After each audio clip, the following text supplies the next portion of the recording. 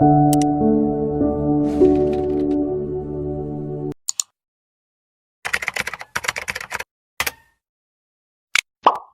സുവിശേഷം 5-ാം അധ്യായം 33 തുടങ്ങി 37 വരെയുള്ള തിരുവചനങ്ങളാണ്.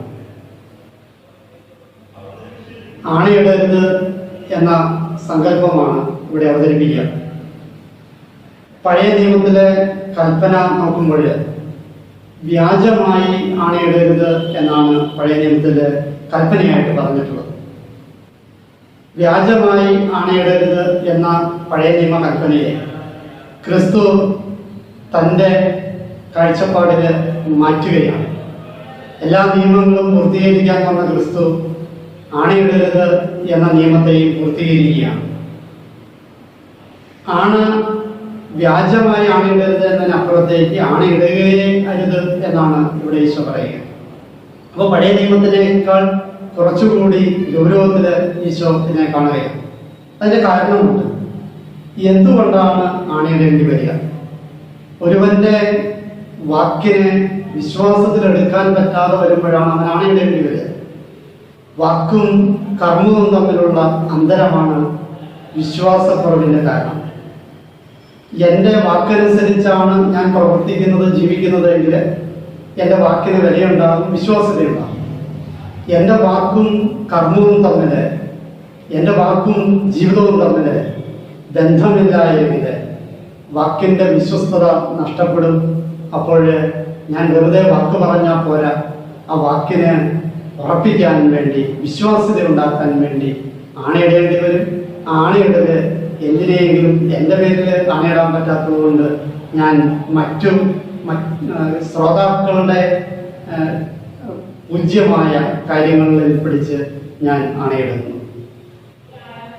ആണയിടാൻ പലതിനെ കൊണ്ടും പാടില്ല എന്ന് ഈശോ പറയുക. കാരണം ഇത് സ്വർഗത്തെ കൊണ്ട് പാടില്ല, അതുപോലെ തന്നെ ജെറുസലേമിനെ കൊണ്ട് പാടില്ല, നമ്മുടെ ശിരസിനെ കൊണ്ട് പോലും പാടില്ല. കാരണം ഇതൊന്നും നമ്മുടെ സൃഷ്ടിയല്ല. എൻ്റെ ശിരസിലെ മുടി പോലും എൻ്റെ സൃഷ്ടിയല്ല, അത് ദൈവത്തിൻ്റെ സൃഷ്ടിയാണ്. അപ്പോൾ ദൈവമാണ് ഇതിൻ്റെയൊക്കെ ഉടയവനെങ്കിൽ എനിക്ക് എന്ത് അവകാശമാണ് അതിന്മേൽ അണയിടാനായിട്ട്? അതിന്മേൽ സത്യം ചെയ്യാൻ എനിക്കൊരു അവകാശമില്ല. എനിക്ക് അവകാശമില്ലാത്ത ഒന്നിന്മേലുള്ള കടന്നുകയറ്റവും ആ കടന്നുകയറ്റം എൻ്റെ അവിശ്വസ്തതയെ വിശ്വാസത്തിലേക്ക് മാറ്റാൻ വേണ്ടിയുള്ള കാപട്യവുമാണ് ഈ ആണയിടലിൻ്റെ പുറകിലുള്ളത് എന്നതുകൊണ്ടാണ് ഈശോ അതിനെ നിശിതമായിട്ട് വിമർശിക്കുക. വാക്കിനെ കുറിച്ച് വളരെ ഗൗരവത്തിൽ എടുത്തിട്ടുള്ള ഒരു മതഗ്രന്ഥമാണ് വിശുദ്ധ ബൈബിൾ. വാക്ക് വളരെ ഭാരതീയ സങ്കല്പം അനുസരിച്ച് വളരെ അർത്ഥവത്താണ്.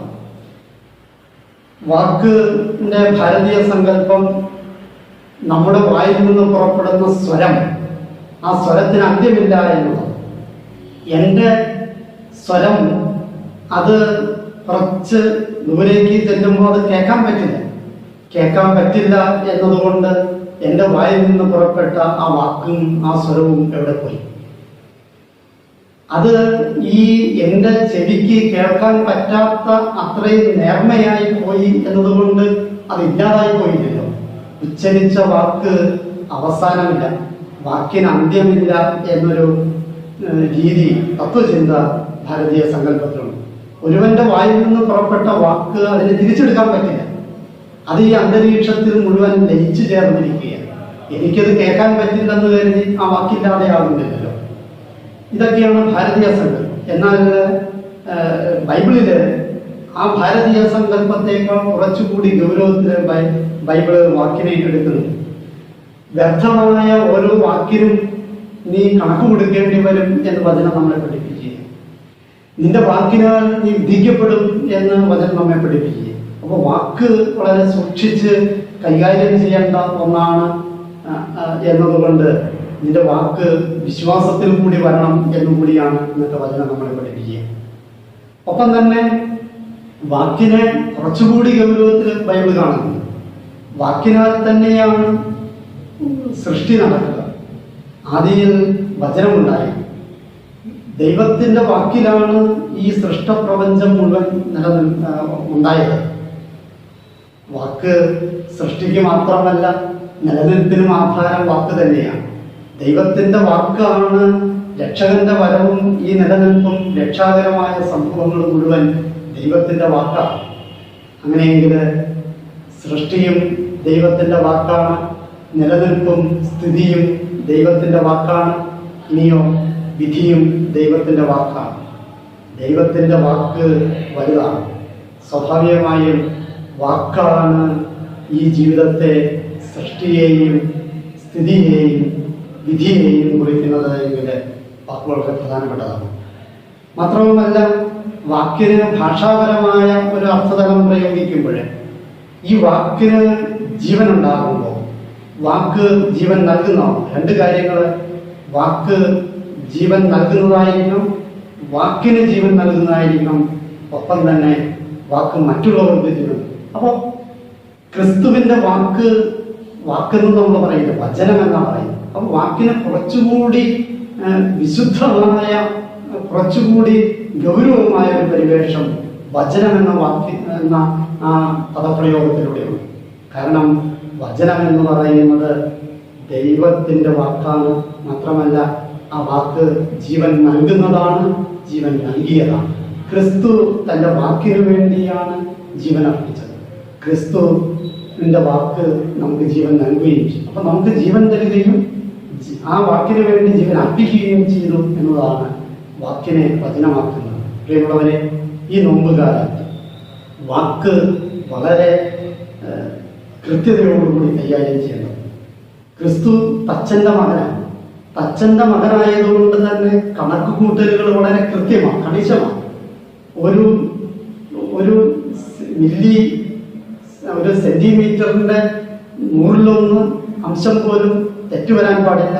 ഒരു മരപ്പണിക്കാരന്റെ കണക്കുകൂട്ടലുകൾ തെറ്റിയാൽ സകലതും തെറ്റും. അച്ഛൻ്റെ മകനായതുകൊണ്ട് തന്നെ ക്രിസ്തുവിൻ്റെ വാക്കുകളും വളരെ കൃത്യതയുള്ളതാണ്, വ്യക്തതയുള്ളതാണ്. അതുകൊണ്ട് തന്നെ വാക്കിനെക്കുറിച്ച് ഒരു ഗൗരവമായ മുൻകരുതൽ വേണമെന്ന് ക്രിസ്തു അനുശാസിക്കുന്നുണ്ട്. ഈ നോമ്പുകാലത്ത് വാക്ക് കുറച്ചുകൂടി ഗൗരവത്തിലെടുക്കണം. വ്യർത്ഥമായ വാക്കുകളെ ഒഴിവാക്കണം. വിശ്വാസത്തിലെടുക്കാൻ പറ്റാത്ത വിധത്തിൽ ജീവിതം കൊണ്ടു നടക്കരുത്. വാക്കും ജീവിതവും തമ്മിലുള്ള അന്തരമില്ലാതാക്കണം. വാക്കിനെ വചനമാക്കി മാറ്റണമെങ്കിൽ ഈ വാക്കിന് ജീവിതം കൊടുക്കണം. അപ്പോഴാണ് ഇത് മറ്റുള്ളവർക്കും വിശ്വാസത്തിലെടുക്കാൻ പറ്റുള്ളൂ. ഈ നോമ്പുകാലത്ത് വാക്കിനെ വചനമാക്കി മാറ്റാൻ, വാക്ക് ആണയിടേണ്ട ഗതികേട് വരാതിരിക്കാൻ ദൈവം നമ്മെ അനുഗ്രഹിക്കുക.